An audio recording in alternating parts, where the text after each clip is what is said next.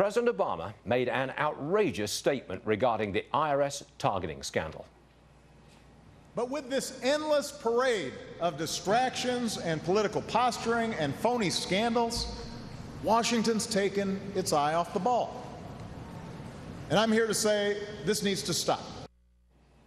Repeat, phony scandals. Let's ask Becky Gerritson, the president of the Wetumpka Tea Party in Alabama. Remember, Ms. Gerritson's group was targeted, and she testified before the House Ways and Means Committee last month.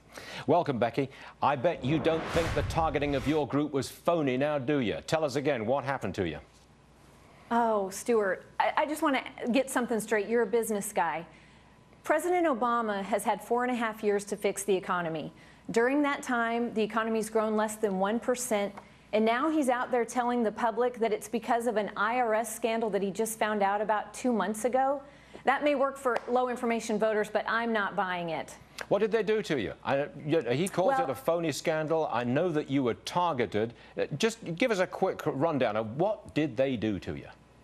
Well, we applied for our 501c4 status, and it took us 459 days to hear anything back from the IRS. They sent me a letter wanting 90 additional pieces of information on our organization.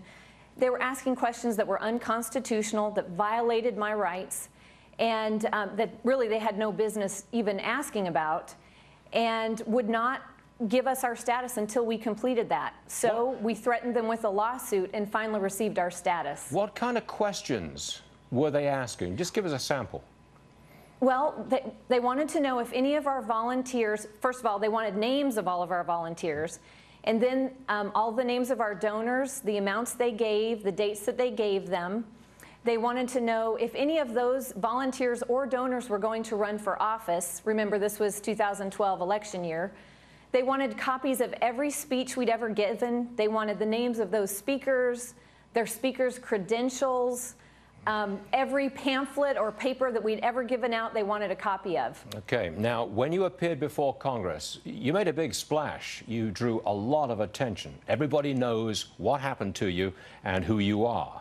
Now the president says the FBI is investigating this. Has the FBI come to you and said, what do you know? Have they contacted you at all? No, I hear crickets.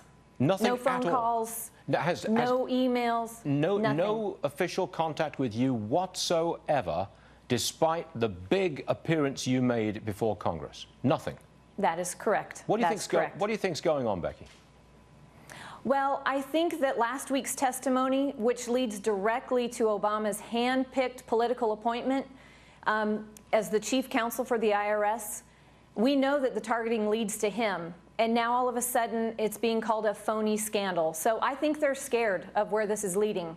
When you first heard the president or Jay Carney use those harsh words, phony or fake scandals, what was the first thought?